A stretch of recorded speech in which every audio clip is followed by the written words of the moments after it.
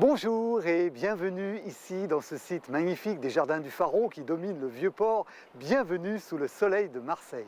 Depuis le 10 juin 2001, la cité phocéenne n'est plus qu'à 3 heures de Paris grâce à l'ouverture de la LGV Méditerranée. Cette 5e ligne à grande vitesse d'une longueur de 250 km est à l'évidence la plus belle de France.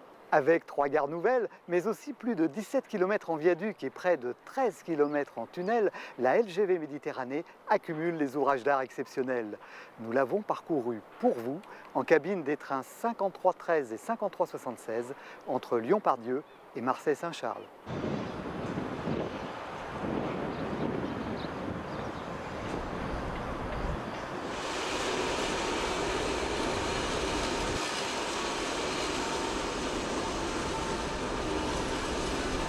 Avec nous sur les quais de la Part-Dieu, Olivier Libiotti, qui est cadre transport traction à l'unité de production de Lyons-Scarronne. Bonjour Olivier. Bonjour Philippe. Olivier, quels sont les matériels qui roulent aujourd'hui sur la LGV Méditerranée et surtout quels sont ceux qui vont y rouler demain? Alors écoute Philippe, c'est simple, avant de te répondre à ta question au niveau qu'est-ce qui va circuler demain, on va faire un petit rappel historique. Dans un premier temps, le TGV a été pensé aux alentours des 1970 et le premier TGV est arrivé, TGV Sud-Est, en 1981 avec la ligne 1 Lyon-Paris. Ce TGV roulait à 270, a connu des évolutions à une vitesse de 300 et ensuite a battu un premier record du monde à 381 km/h. Ensuite est arrivé, on a dit il faut aller plus loin, il faut aller encore une meilleure technologie. Donc on a créé le TGV Atlantique qui lui comportait une capacité de 10 voitures, donc un peu plus de gens à l'intérieur. Et également est arrivé juste derrière le TGV Réseau. À partir de là, on a réussi dans les années 1990 à battre un nouveau record, 515,3 km/h. Et ensuite on a dit il faut toujours battre des records parce que les pays étrangers vont venir un peu nous concurrencer. Donc on a créé un nouveau type de matériel, le TGV Duplex, qui en plus permettait de gagner en place avec les deux niveaux, 516 places. Et est arrivée donc la possibilité de rouler à 320 km/h. Ces 320 km/h ont été testés sur la LN5 avant d'ouvrir la LN6 sur Strasbourg, Paris-Strasbourg.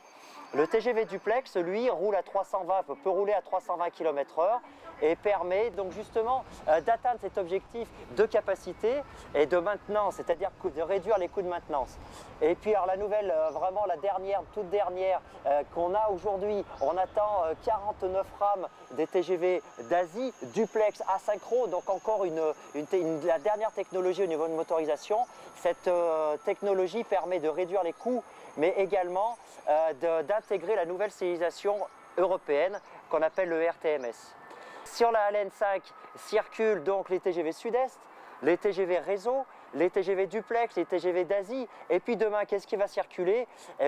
Toujours ce matériel d'Asie, mais également, on est en train de réfléchir avec le constructeur Alstom, mais également ses concurrents, à conserver les deux niveaux. On peut penser éventuellement à un automoteur style AGV, mais à deux niveaux. Voilà Philippe, pour ce qu'on peut attendre pour demain. Sur la LGV Méditerranée, il a fallu prendre en compte l'éventualité des vents violents, le risque sismique, même le risque atomique avec la centrale de Pierrelatte. Comment s'organisent les différents systèmes de détection?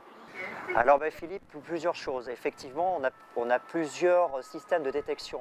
Tout d'abord, avant de répondre entièrement à ta question, je vais reprendre les systèmes basiques qui existent également sur les autres LGV, notamment à hauteur des ponts routiers. On sait très bien que pour la LGV, il n'y a absolument pas de passage à niveau, ça serait trop dangereux. Donc il y a énormément de ponts avec le risque que des voitures tombent sur les voies.